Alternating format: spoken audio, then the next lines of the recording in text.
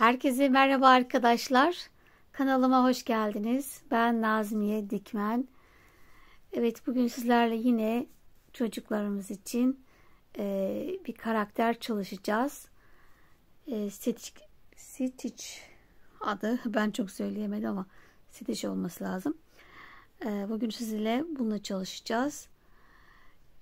Ben evdeki yine iplerimden ona benzeyen karaktere uygun renklerimi belirledim.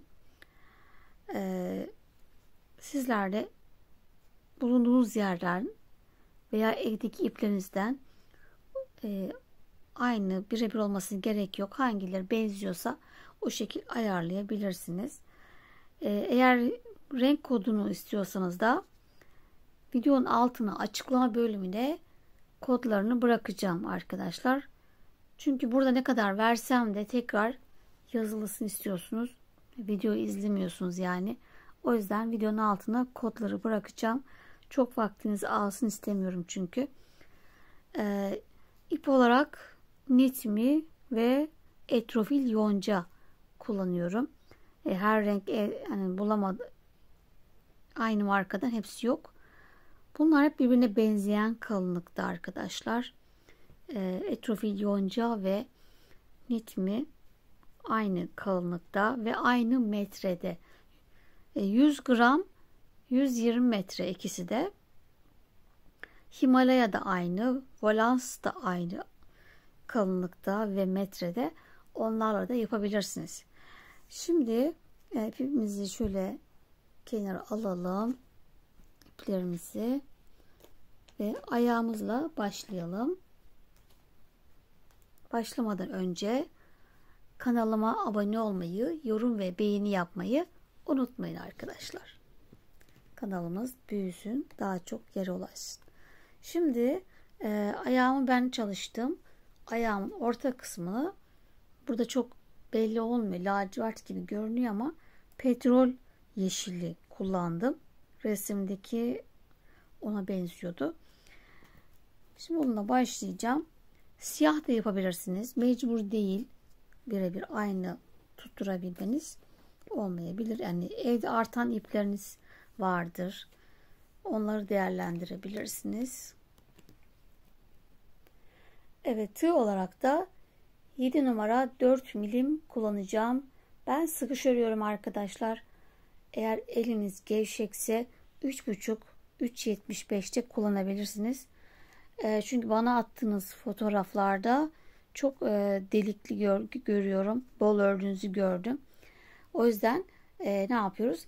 Tığımızı inceltiyoruz. Daha küçük düşürüyoruz. Herkesin eline göre tığlar değişiyor arkadaşlar. Evet, şimdi hemen ayağımızla başlayalım. Ortayla başlıyoruz.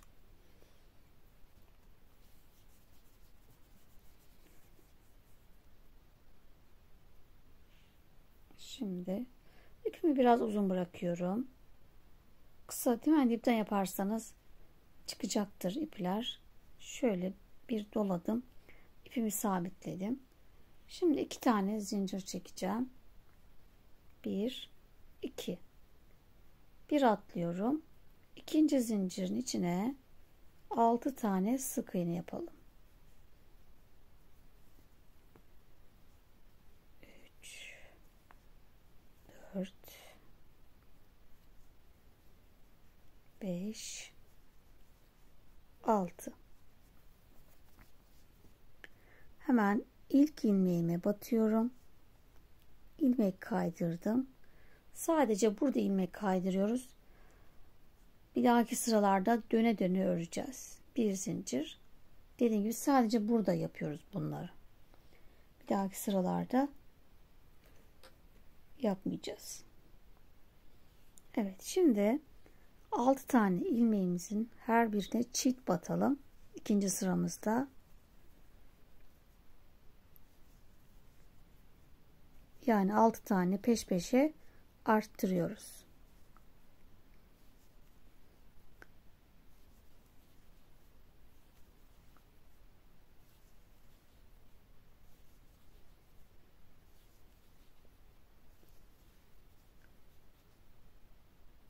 sayalım.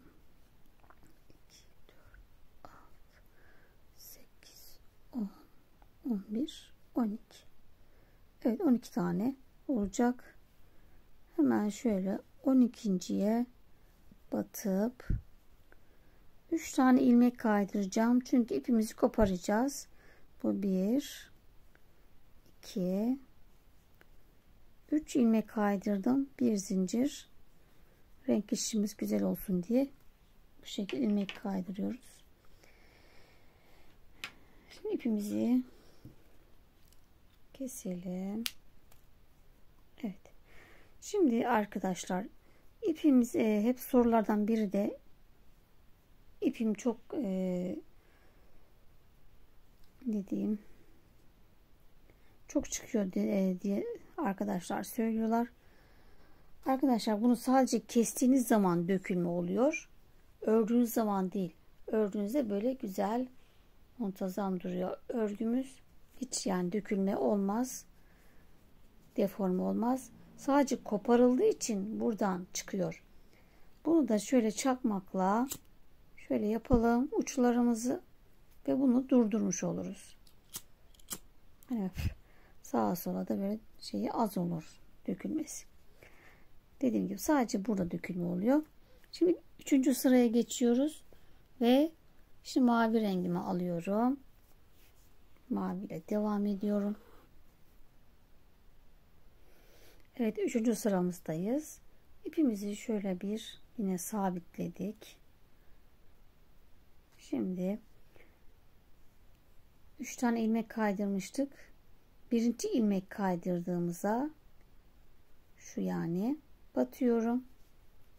Bu sıra başımda benim. Burada bir tek bir çift yapıyoruz. Bir tek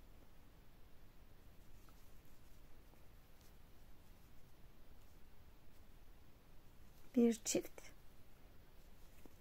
Sıra sonuna kadar tekrar yapalım. Bir tek bir çift. Bir tek bir çift. Toplam 6 artırma yapacağız. Evet, 3. sıramızı tamamladık. 18 sık iğnemiz oldu. Her örüşte şöyle elinizle bir düzeltip açın arkadaşlar. Düzgün olsun. Topluyor çünkü ipin dokusu nedeniyle. Ve mutlaka araya ip takalım sıra başımıza. Şimdi 4. sıraya geçiyoruz. Hemen devam ediyoruz. 2 tane tek, bir arttır, 2 tek, bir arttır, yine 6 tekrar yapalım. Sıra sonunda 24 sık iğnemiz olacak.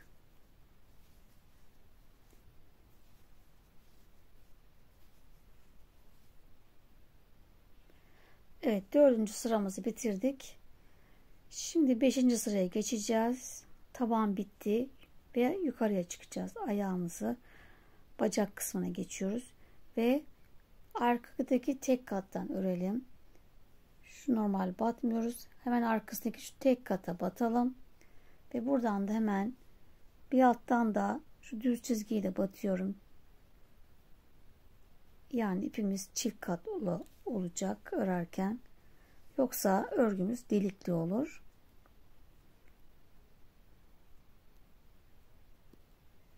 Evet, sıra sonuna kadar 24 ilmeğe tek batalım.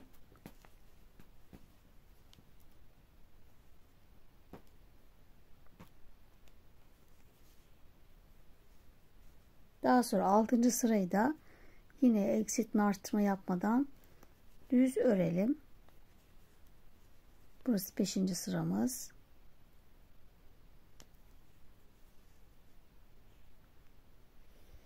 Evet, 5 ve 6. sıralarımızı bitirdik.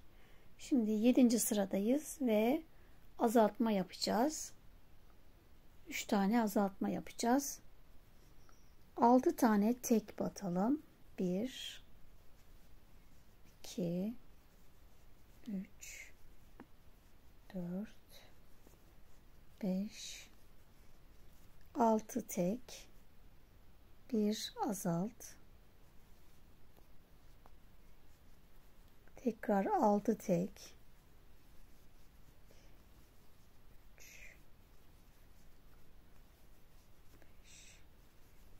6, bir azalt, öndeki iki katta alıyoruz.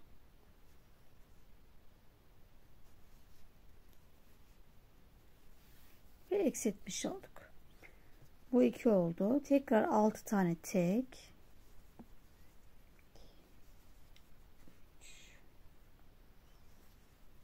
4 5 6, bir azalt. Evet. Sıra sonunda 21 sık iğnemiz kaldı. 8. sıradayız. Tekrar azaltma yapıyoruz. 5 tane tek, 3 4 5, bir azalt, tekrar 5 tek,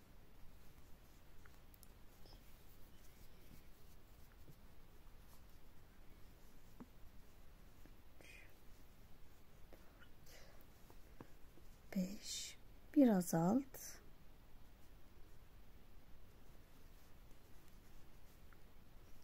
beş tek,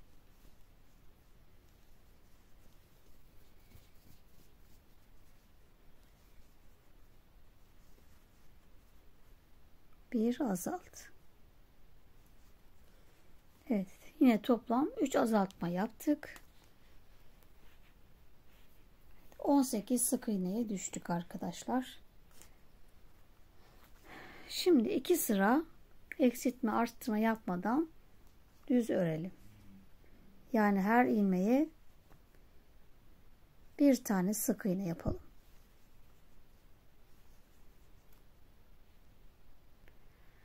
Evet, 2 sıra düz örgümü tamamladım. 9 ve 10. sıralarımız. Şimdi 11. sıradayız. 5 tane tek, 2 3 4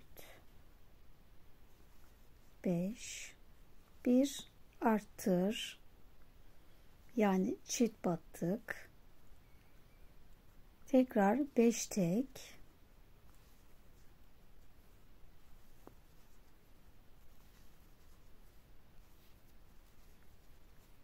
bir arttır, 5 tek,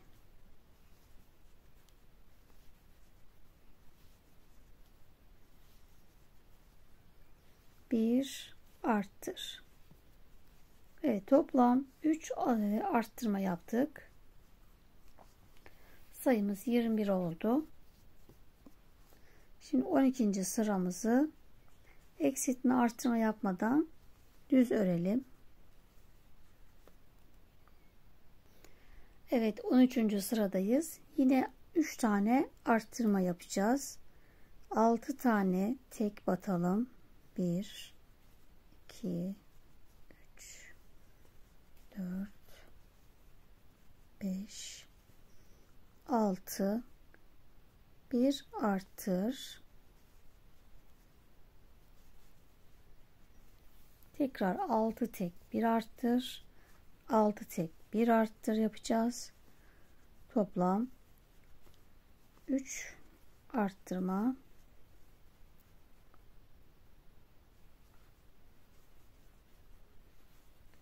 Evet, sıra sonunda 24 sık iğneye ulaşacağız. Ve bacaklarımızı bitirdik. Son arttırmamı yapıyorum. Evet. 13 sıra örmüş olduk. Şimdi şöyle içerisine taban keselim. Yine yoğurt kapağından şöyle üzerine koyarak ölçtüm. keselim.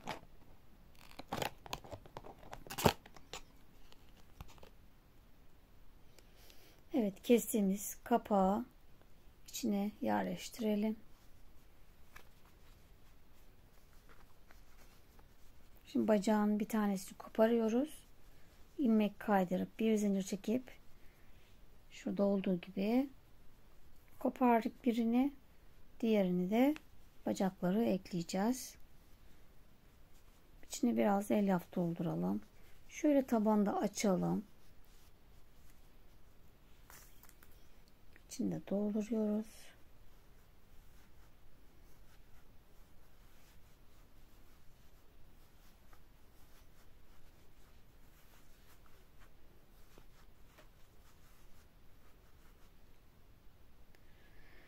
Evet, 14. sıradayız. Şimdi ipimi bu tarafa alıyorum. Birini kopardık. Birinde buradan devam ediyoruz. Sıra başımızdan 2 zincir çekelim. Diğer bacağımızı alalım. Yine sıra başında olduğu yere, ipimizin olduğu yere birleştirelim. 2 zincirle bacağımızı ekledik. Şimdi bütün ilmeklere tek batalım. Sıra sonuna kadar her ilmeğe bir tane sık iğne yapalım. Zincire geldiğimiz zaman da yine birer tane sık iğne yapalım.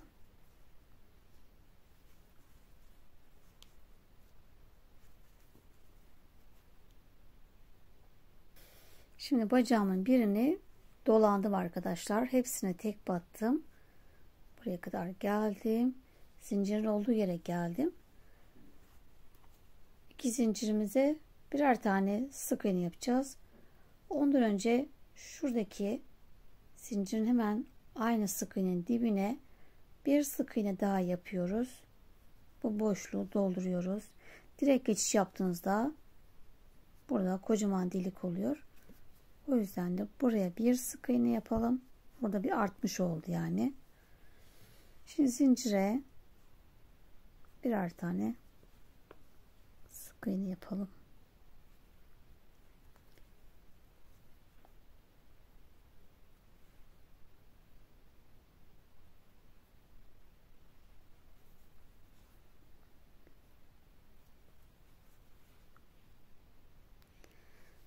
Evet, zincirimize 2 tane sık iğne yaptım.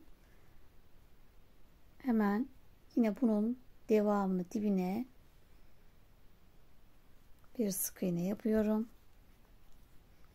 Sonra diğerki bütün ilmeklere tek batıyorum. 2 tane artmış oldu. Oraya battığımız için.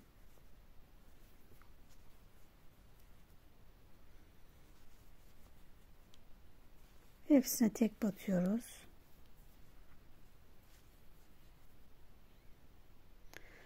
Evet, şimdi 15. sıradayız. Sıra başımız burasıydı. Zinciri ilk çektiğimiz yer. Şimdi buradaki zincirimizin bu tarafına da yine 2 zincir batarak 2 sık iğne yapıyoruz. Zincirin diğer tarafına yapmıştık. Şimdi kalan 2 tane de buradan yaptık. Şimdi her birine yine tek batalım.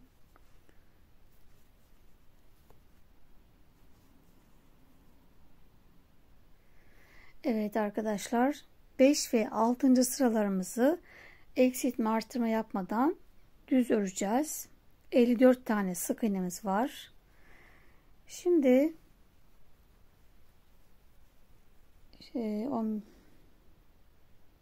15 ve 16. sıralarımızı düz ördük. 17. sıradayız ve burası sıra başımı arka olarak yapıyorum. Ön kısım burası ve buraya şimdi karın kısmındaki açık rengi yapacağız.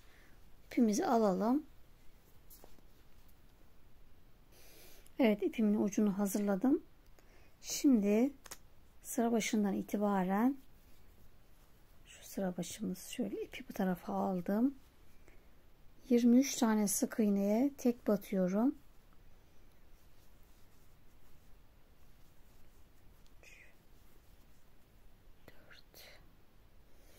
Evet, 23 tane sık iğnemi ördüm. Son 23.'yü şöyle açık rengimizle kapatalım.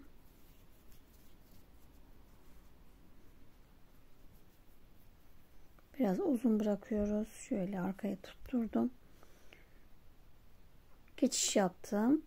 Şimdi 12 tane sık iğneye tek batıyoruz. 1 2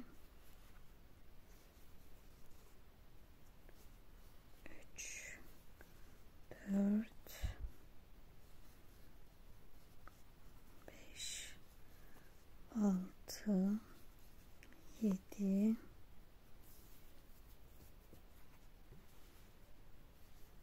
8 9 10 11 ve 12 tane 12 tane ilmeğimi açık renkli ördüm. Şunu da buraya bağlayalım. Şu yine 12.'yi örüp çıkardık. Mavi ile geçiş yapacağız. Şurayı da şöyle bir gerçe yapalım. Normalde ben burayı tutturuyorum. Şimdi unuttuk onu. Şöyle tutalım.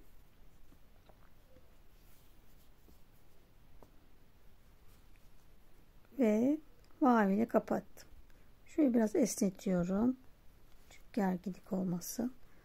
Tekrar sıra sonuna kadar her birine tek batıyoruz. Bu şekilde rengimizi kattık.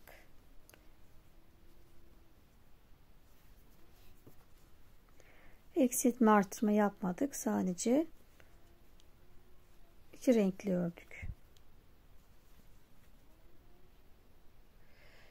Evet, şimdi 18. sıradayız.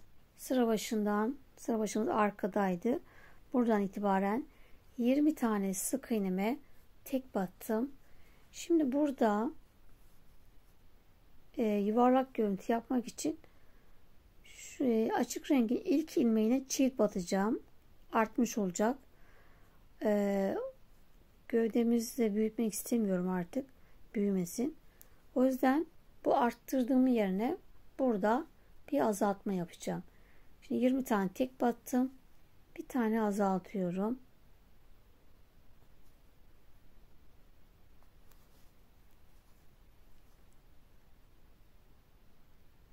Bir tane tek batıyorum maviye. Battım. Şimdi yeşile açık rengimi bu tarafa doğru aldım, tekrar başa alıyorum. Pot olmasın diye güzel ayarlayayım. Şöyle tutturdum. Evet, mavi ile açık renkle kapattım. Şimdi ilk ilmeğime çift batıyorum.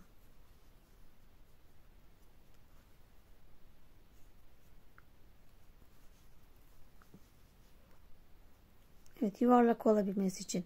Şimdi hemen yanındakine batsaydık kötü bir görüntü olacaktı. Şimdi sıra sonuna kadar tek batıyorum. 1 2 3 Şu maviyi de arada yürütüyorum. 3 4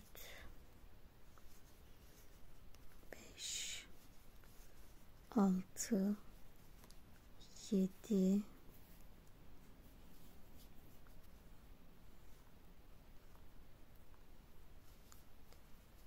8 9 10 tane tek battım. Son ilmeğime yine aynı 2 tane çift batıyorum. Arttırmış oluyorum. İkinciyi İkinci çift batarken yine maviyle kapatıyoruz. Geçiş yaptık. Bir tane tek batıyorum maviden. Aynı karşılıkta ilk başta yaptığımız gibi bir battım. Bir tane de azaltıyorum. Sayımız değişmemiş oldu. Burada arttırırken burada azalttık. Sıra sonuna kadar şimdi tek batalım. Evet, 19. sıradayız. Sıra başımız burada. Ve yine aynısını yapacağız.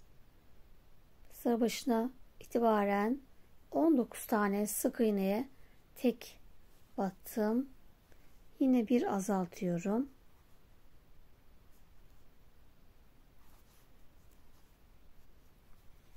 Bir tane tek batıyoruz koyu maviye. Batıp çıktım. Mavi ile geçiş yapacağız. Şöyle ayarlayalım. Buranın boyunda olsun. Potluk olmasın.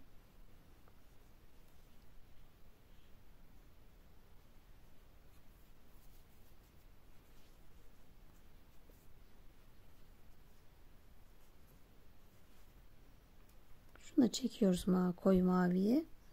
Çektik. Yine ilk ilmeğimize 2 tane yapıyoruz. Evet, bir tane arttırdım.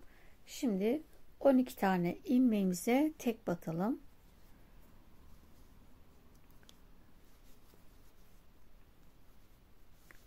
Son ilmeği kalana kadar tek batıyoruz. Şu ipi de arada şöyle tutturalım.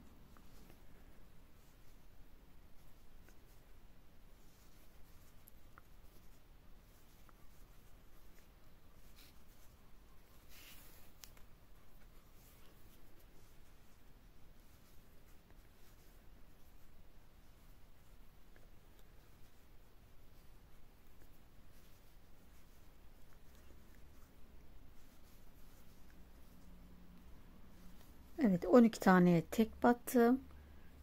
Şimdi son ilmeğime yine 2 tane batıyorum. Evet, burada artmış oldu. Şuranın daha yuvarlak gelebilmesi için böyle yaptık. Direkt yanına battığınızda şu şekilde çirkin görünüyor. Evet, şimdi bir tane bunu maviye kapatıyorduk bu arada. Son ilmeğimi maviyle geçiş yaptım.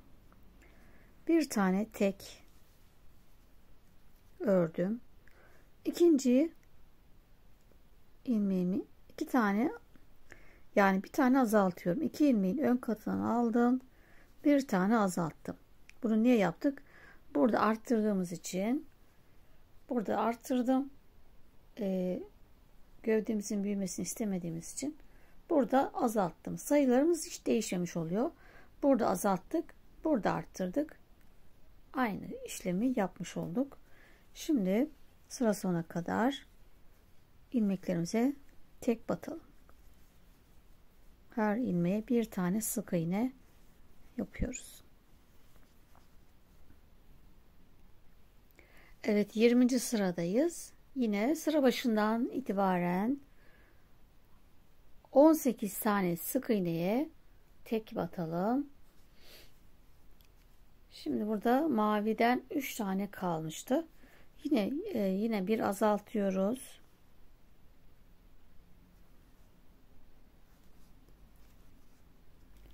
Bir tane tek maviyle batıp çıktım. Hemen renk geçişi yapıyorum.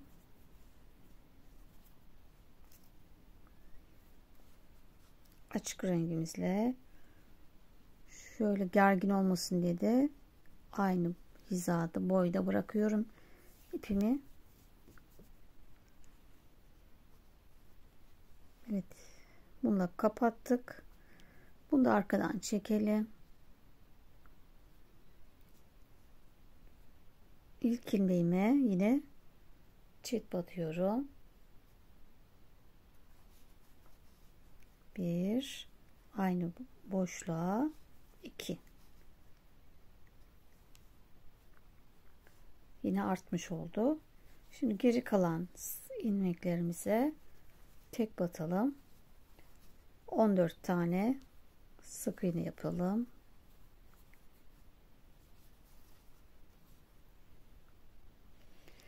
Evet, 14 tane sık iğnemizi ördük. Son kalan ilmeğimize yine 2 tane yapıyoruz. 1, ikinciyi mavi ile, koyu renkle geçiyoruz. Mavi ile kapattık. Arkadan da bunu da çekelim.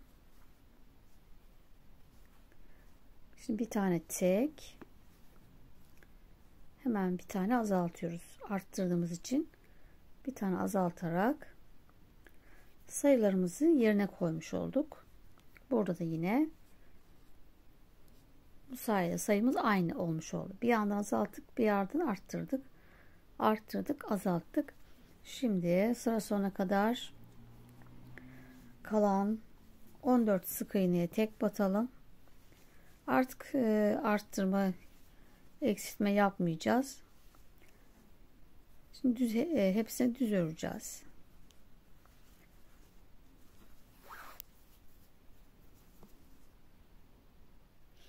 Evet, 21. sıradayız.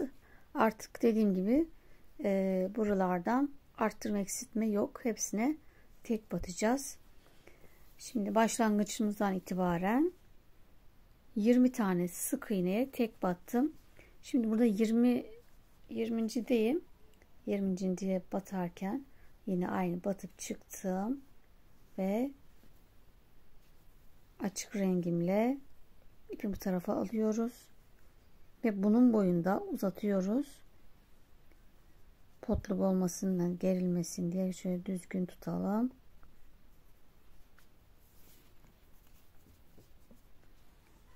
Bunun boyunu da yaptım. Şöyle elini tutuyorum ve geçiş yaptık. Arkadan da çekelim. Koyu rengimizi çektik. Şimdi 18 tane açık rengimiz var. Hepsine tek batıyoruz. 1, 2, 3, 4,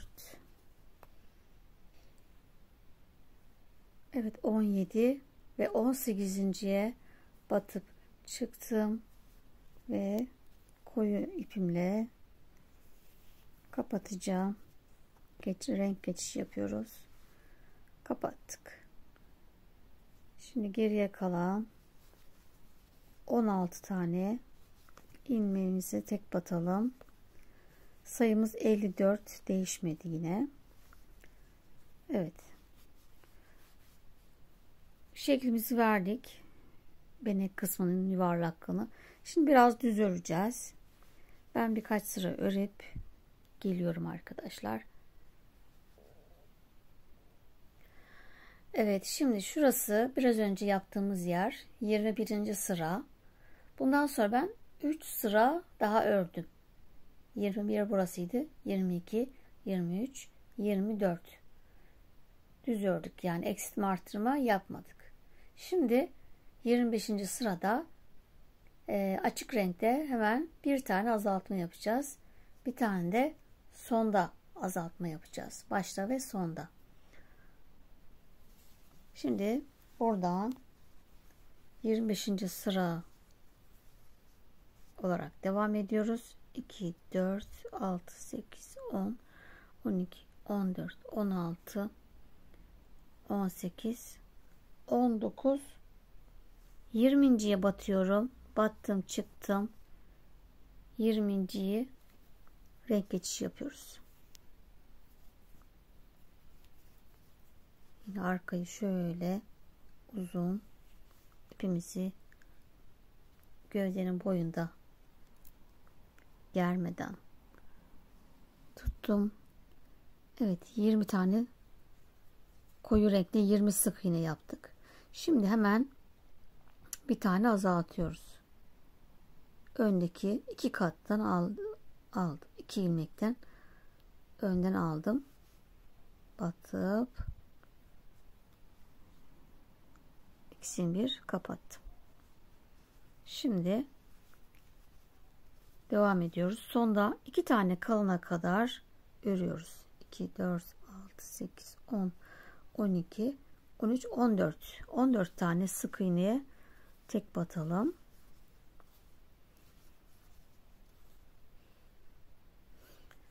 Evet, 14 sık iğneye tek battım.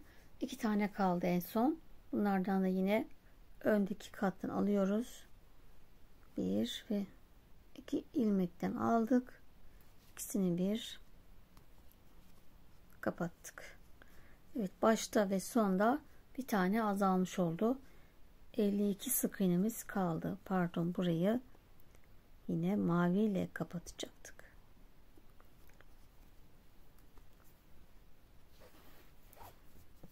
Renk geçişimizi yaptık.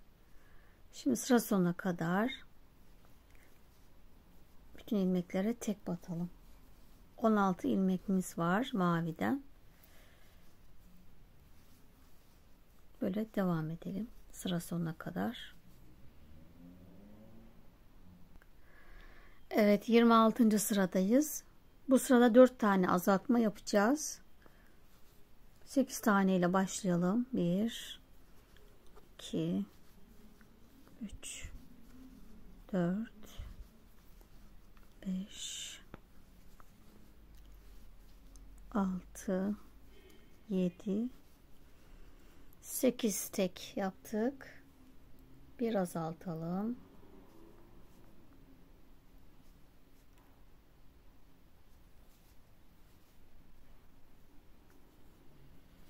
Evet, şimdi 10 tane tek batalım.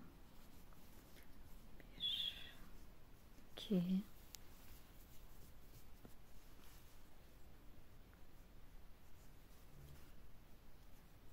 3 5 6 7 8 9. Evet, 10'uncu da yine renk geçişi yapıyoruz.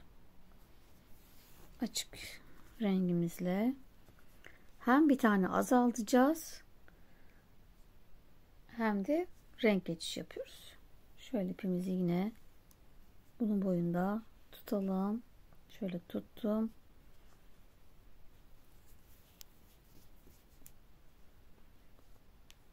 Renk geçişimi yaptım. Şimdi hemen bir tane azaltıyorum. Şu arkadan ipimizi çekelim. Bir azaltma yaptım.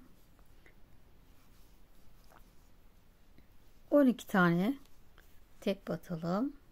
1 2 3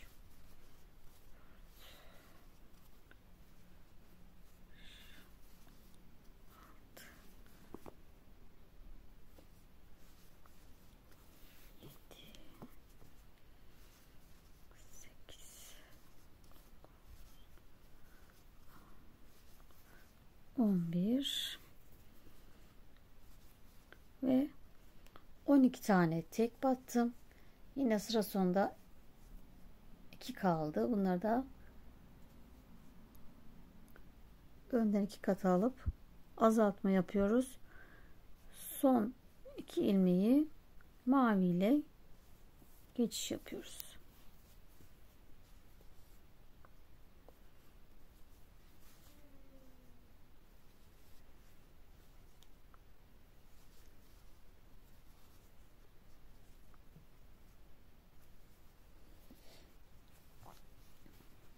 Şimdi 10 tane yine tek batalım. Bu 1 2 3 4 5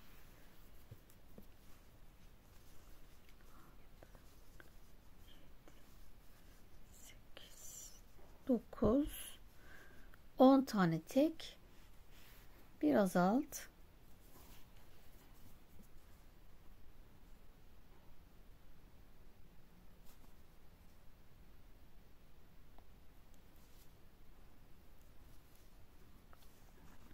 geri kalan 4 taneye tek batarak sıramızı bitiriyoruz.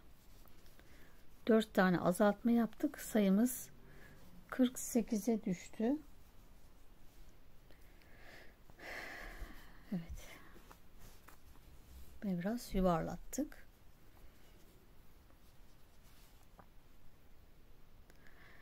Evet, şimdi 2 sıra eksiltme arttırma yapmadan düz ördüm arkadaşlar.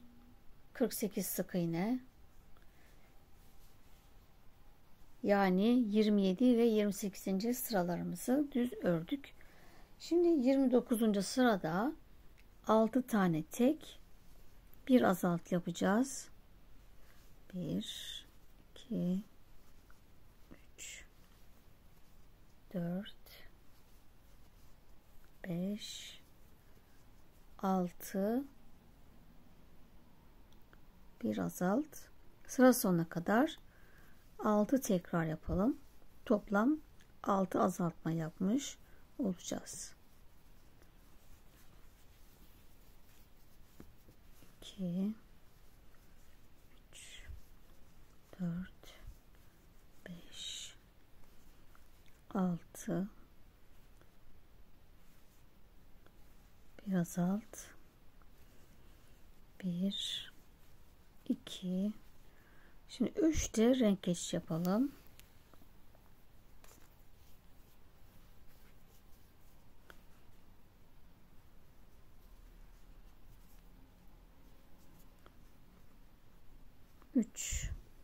Üçüncü kapattık. 3 4 5 6 bir azalt.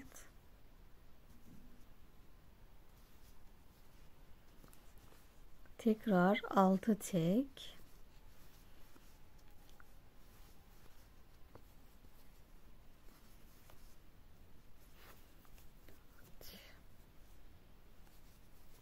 5 6 bir azalt.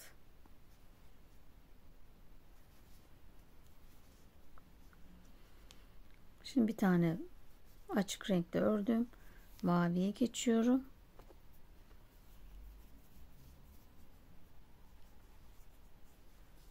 Maviyle kapattım. Şimdi bu 1 2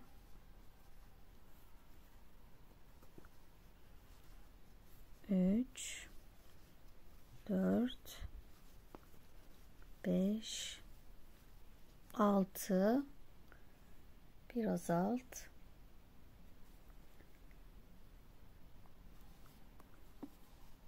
Evet, geri kalanı aynı devam edelim. 6 tek bir azaltla bitiriyoruz sıramızı. 42 tane sık iğnemiz kalacak.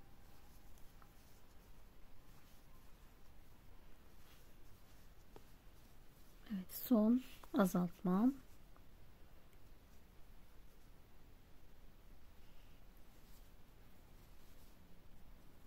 Evet.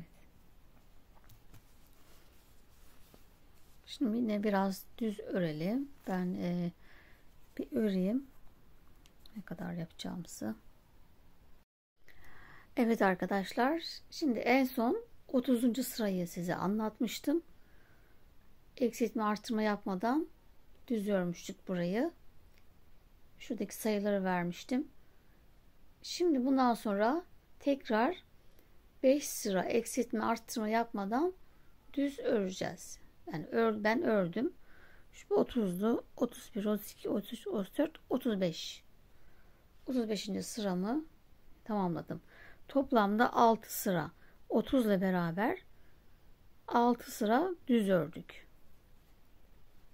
Şimdi kol takacağız. Gövdemizi kenara alalım. Kolumuzu örelim. Bu şekilde birini ördüm. Hemen ikinciyi beraber örelim.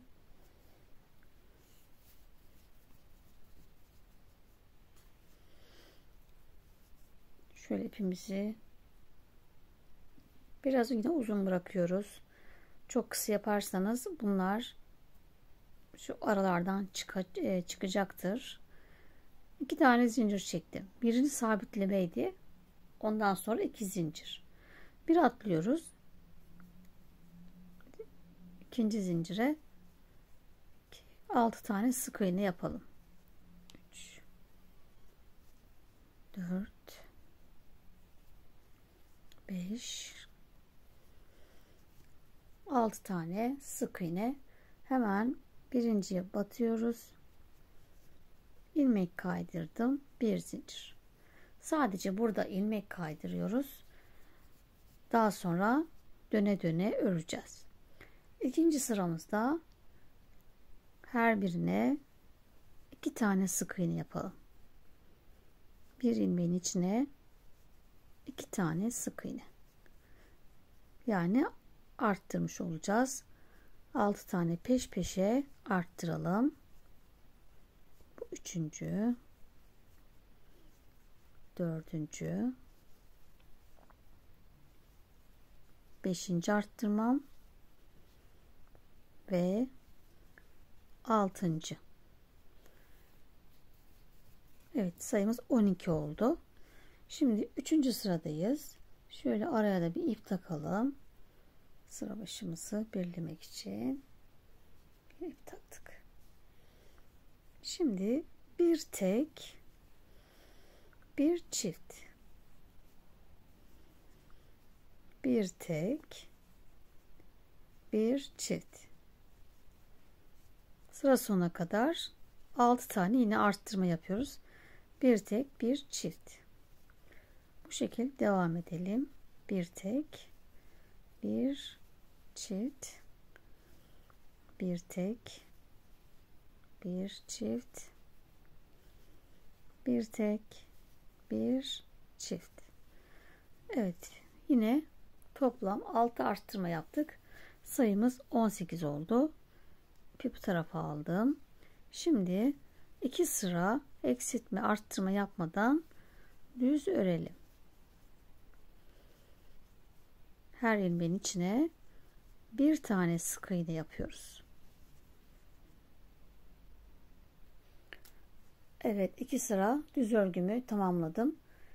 Şimdi 6. sıramızda 3 tane peş peşe azaltma yapacağız.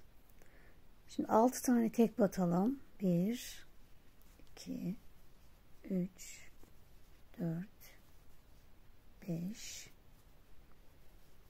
6. Şimdi 3 tane peş peşe azaltıyoruz. Bu birinci,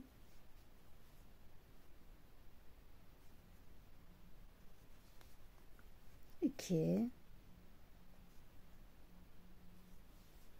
ve 3 tane azalttık.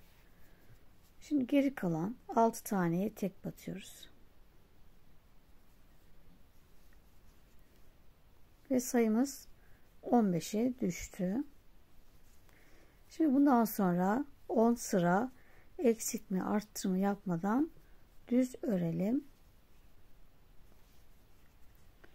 Şu da yaptığımız gibi kolumuz. Bir yandan da dolduralım. Görüntü böyle olacak. 10 sıra düz örelim. Evet, kolumuzda 10 sıra düz örgümü tamamladım. En son ilmek kaydırdım. Bir zincir. İpimizi keselim. Şöyle uçlarını da yine şöyle yakalım. Evet, kollarımız da hazır. Şimdi hemen gövdeye birleştirelim. Şöyle doldurmayı da yapalım. Şurada hafiften bakın. Şurada bir boşluk bıraktım. Şöyle de elinize şekil verin.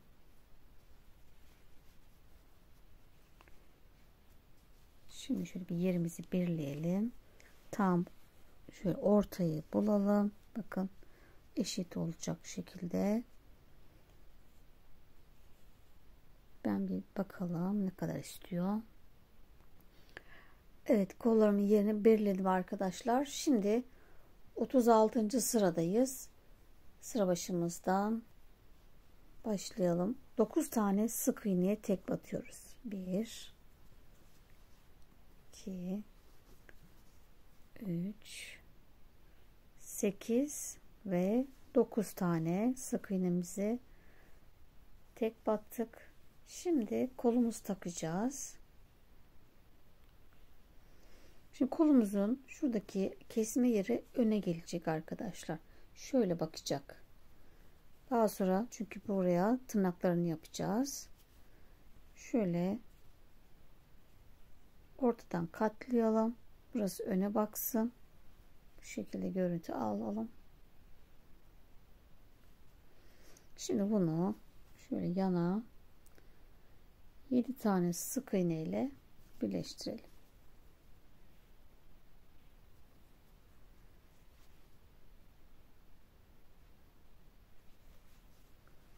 Hemen karşısına gelen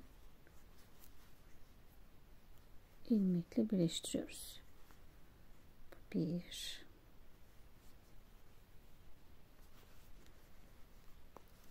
2 sıkış yapalım, gevşek olmasın. 3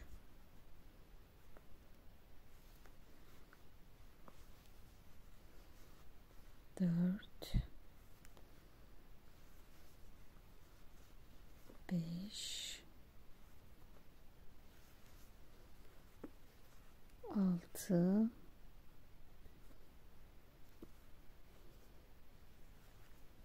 ve 7 ile birleştirdik. Böyle öne bakacak bu. Şöyle. Şimdi bir tane mavi kaldı.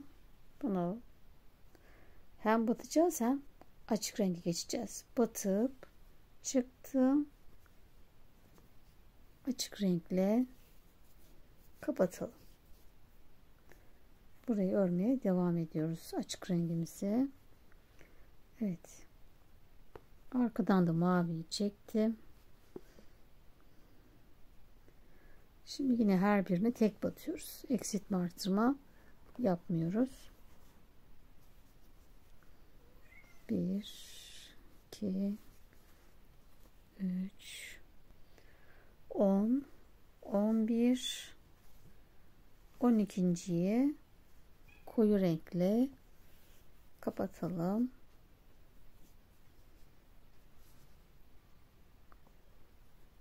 Bir tane maviyle örüyorum. Şunu arkadan çekelim. Şimdi burada bir tane mavi örmüştük. Sonra kolu taktıktan sonra bir tane örmüştük. Şimdi aynısını burada yapıyoruz. Bir tane sık iğne ördüm koyu maviyle. Şimdi kolumu takacağım. Aynısını şöyle katlıyoruz tekrar. Şurası öne gelecek şekilde katladım. Tekrar 7 sık iğne ile burayı da birleştiriyoruz.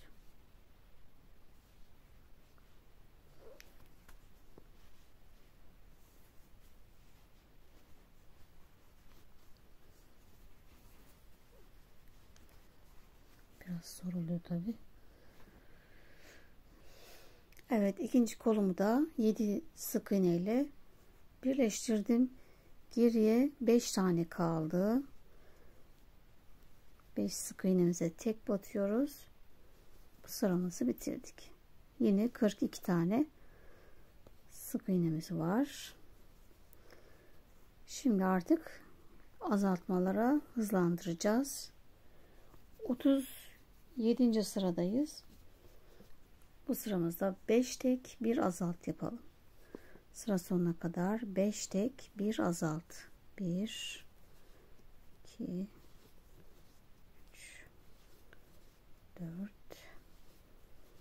5 bir azaltalım.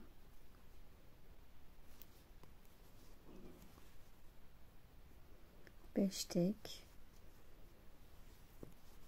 Bir azalt. Devam edelim. Evet, burayı yine aynı şekilde renk geçişi yapıyoruz. Şu an 3. sık iğnemi yaparken renk geçişini yapalım.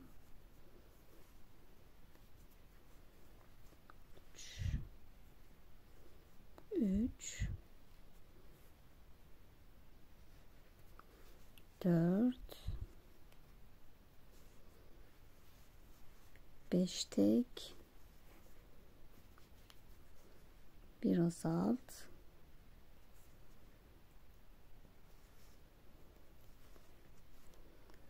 5 tek,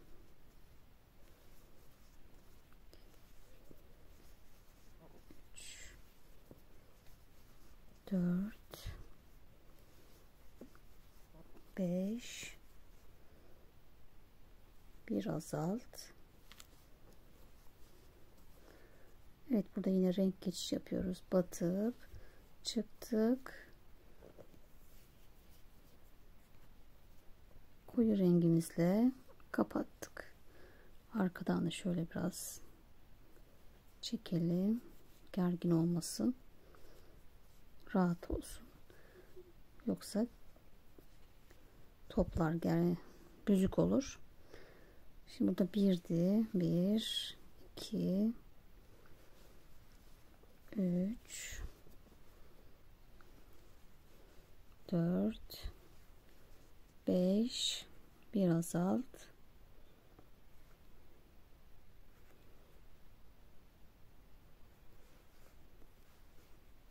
böyle devam edelim. 1 2 3 4 5, bir azalt. Evet, sıra sonunda 36 sık iğne kaldı. Evet, şimdi 38. ve son sıramızdayız. Son azaltmada 4 tek, bir azalt yapalım. 3 4, bir azalt. Sıra sonuna kadar aynı şekilde tekrar yapalım. Toplam 6 azaltma yapacağız ve 30 sık iğne kalacak ve ipi koparacağız. 3 4, bir azalt. Evet, aynı şekilde devam edelim. Evet, sıra sonuma geldim. En son ilmek kaydırıp bir zincir çekip ipimizi kopardık. Ucunu da yakalım. Evet.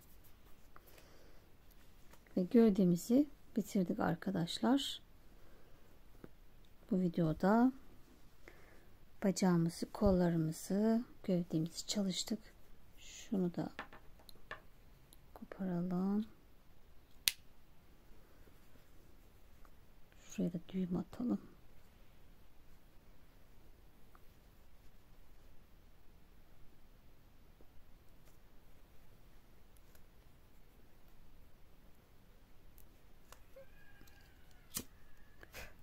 Evet. Gövdemizi bitirdik arkadaşlar. Bir dahaki bölümde kafamızı çalışacağız. O zamana kadar görüşmek üzere. Hoşça kalın.